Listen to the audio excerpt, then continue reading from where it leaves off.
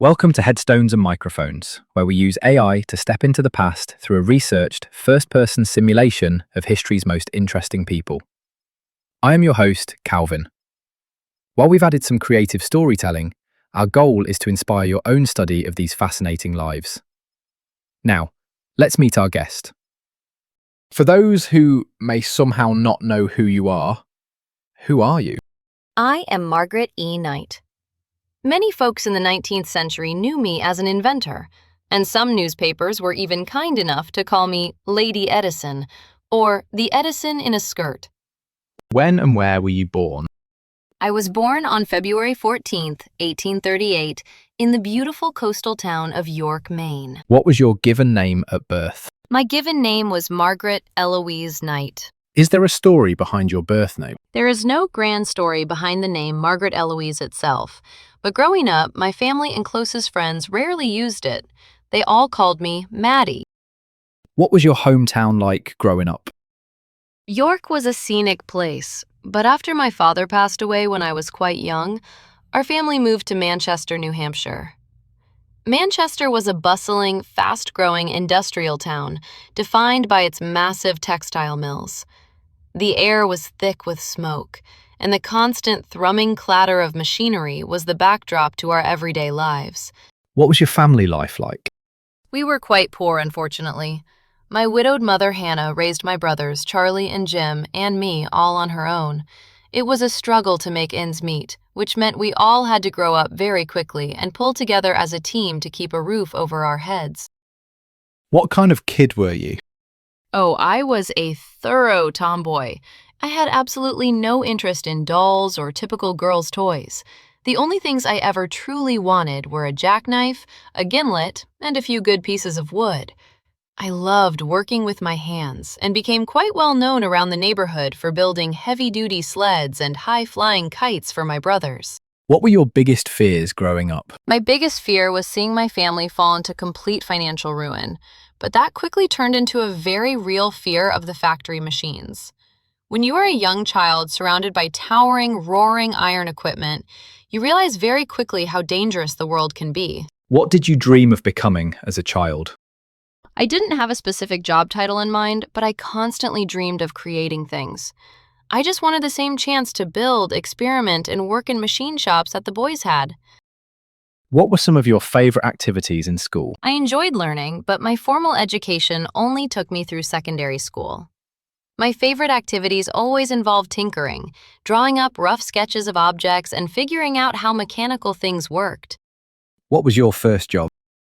My first official job was working in a cotton textile mill in Manchester. I was only 12 years old when I started, working long, grueling hours right alongside my brothers to help our mother pay the bills. Was there a moment where you realized you were different from everyone else? It was around that time at the mill. While the other girls and boys viewed the machinery as just a loud, terrifying chore to endure, I found myself fascinated by the mechanics of it. I looked at the looms not with fear, but with a desire to understand their design. What's a decision that changed everything for you, but felt small at the time? After the cotton mill, my health caught up with me and I had to leave. I took a series of local, everyday jobs in my teens and 20s, doing home repairs, engraving, furniture upholstery, and even daguerreotype photography. At the time, it just felt like trying to survive. But learning all those different trades gave me the diverse mechanical skill set I needed for my future inventions. What was your biggest break? My biggest break came after the Civil War in 1867. I moved to Springfield, Massachusetts, and took a job at the Columbia Paper Bag Company. That is where I saw the problem that would define my career. What were your biggest struggles before success? Poverty and the simple fact of being a woman in a man's world. Back then, women were expected to handle domestic chores, not mechanical engineering. I had to constantly fight to be taken seriously in factories and workshops. Did you ever consider quitting? Never. I have always been possessed by a great determination. When a mechanical problem got stuck in my head, I couldn't rest until I solved it. Quitting simply wasn't in my nature. Were there any specific daily habits or routines that you feel are essential to your success? Keen observation and tireless experimentation. Every day at the factory, I would watch the workers closely to see what made their jobs inefficient or dangerous. Then, I would go back to my boarding house and spend my evenings sketching, carving wooden models, and testing gears until late into the night. What job would you have had if fame never happened? If I hadn't found success with my patents, I suspect I would have spent my days as a quiet furniture upholsterer or a carpenter. Anything where I could keep my hands busy and work with tools. What was your life like before fame? It was anonymous, hardworking, and financially precarious. I was just one of thousands of working-class women in Massachusetts, trying to earn a living day by day. How did relationships change after success? I never married or had children, choosing instead to focus entirely on my life's work. However, after my inventions gained traction, I gained the respect of prominent businessmen and eventually became an inspiration for the suffragettes and women's rights activists who held up my work as proof of what women could achieve. Did fame bring happiness? The public recognition was nice, but real happiness for me came from the satisfaction of solving a complex puzzle. Seeing a machine I built run smoothly and perfectly, that was true joy. What was the downside of becoming famous? It made me a target for people who wanted to take advantage of my ideas. Success meant I constantly had to look over my shoulder and defend my intellectual property from people who thought they could bully me out of my rights. What misconceptions did people have about you? The biggest misconception was simply that because I was a woman, I couldn't possibly comprehend the complexities of mechanical engineering or industrial design. What was your darkest moment? When I was 12 years old, I witnessed a horrific accident at the textile mill. A steel-tipped shuttle shot right out of a mechanical loom and stabbed a young working girl. The blood and the panic were terrifying. It deeply shook me. But it also inspired me to immediately invent a safety restraint system for the looms to stop it from happening again. Sadly, because I was so young, I knew nothing of patents, so the mills used my safety device for years without ever paying me a dime. What past regrets did you carry that you spoke about? I always carried a touch of regret about the limitations of my era. I once noted to a friend, "I'm only sorry I couldn't have had as good a chance as a boy." If I had been given a formal engineering education from the start, I often wondered what else I might have built. What's something people misunderstood about your life? People often thought that because I held so many patents, I must have lived a life of immense, lavish wealth. In reality, while my inventions revolutionized industries, I failed to profit fully from most of them. I poured my money back into inventing, and I lived quite modestly. Tell me about a time when everything went wrong and how did you handle it? When I designed my machine to automatically feed, cut, fold, and glue flat-bottomed paper bags, I built a perfect wooden model in my boarding house. I then took it to a machine shop to have an iron prototype made. While it was there, a man named Charles Annan tried to steal my design and file the patent for himself. He actually argued in court that a woman could never understand such mechanical complexities.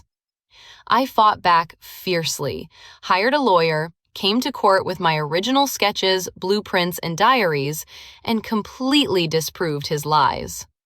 I won my patent in 1871. Did fame and fortune change your life?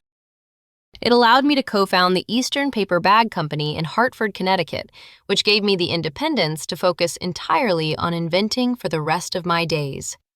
It didn't make me rich, but it gave me my freedom. What personal battles were you fighting privately?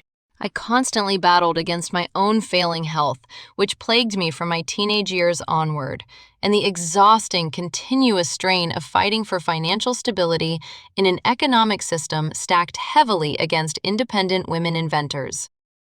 Who had the biggest influence on your life? My mother, Hannah. Her resilience in raising us through poverty taught me the value of grit and sheer determination. What was life like in your final years?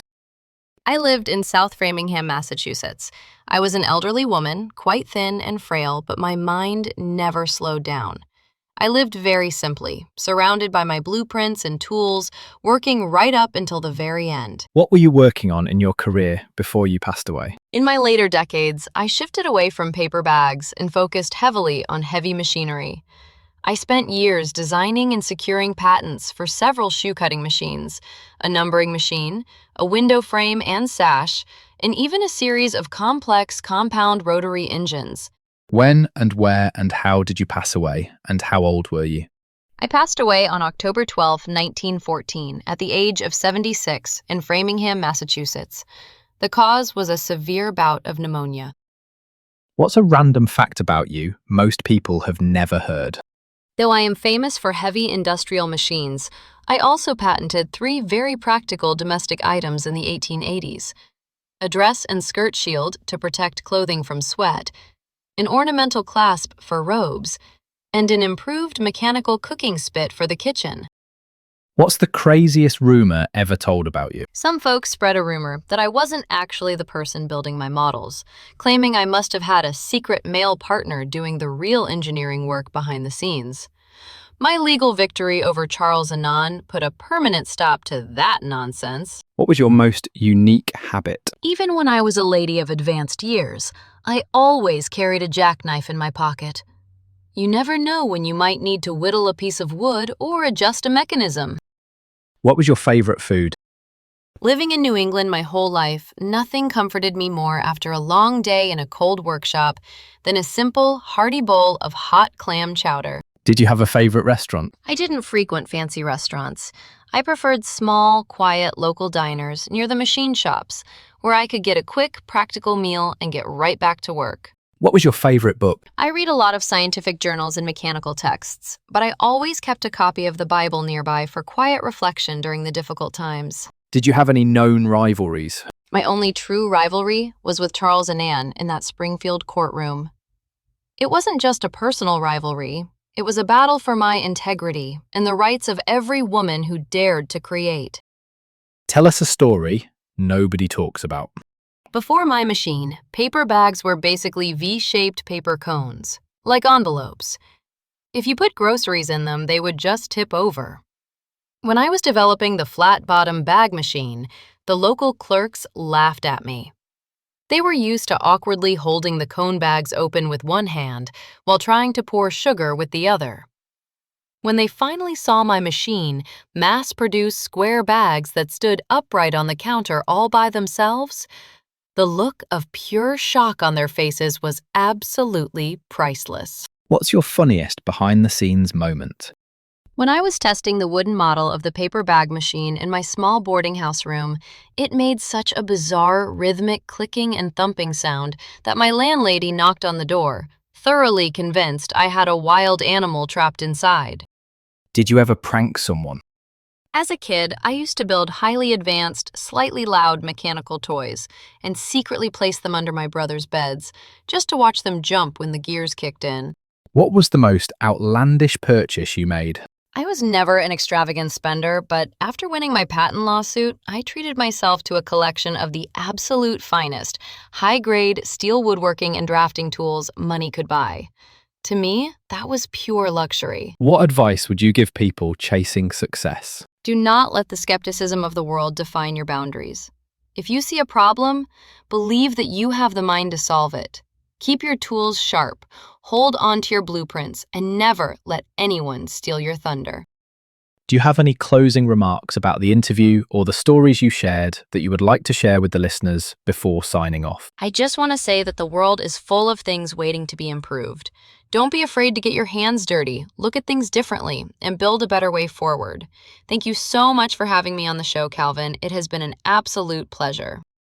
From a young girl working the textile mills to the brilliant inventor who changed the way the entire world carries its goods, Margaret E. Knight's journey is a stunning testament to grit, brilliance, and breaking barriers. Thank you again to our wonderful guest for sharing her story with us today. And that wraps up another conversation from Beyond the Grave. Thanks for joining us on the Headstones and Microphones podcast. Remember, legends may die, but their stories never do. Please help spread the word by sharing and following the pod.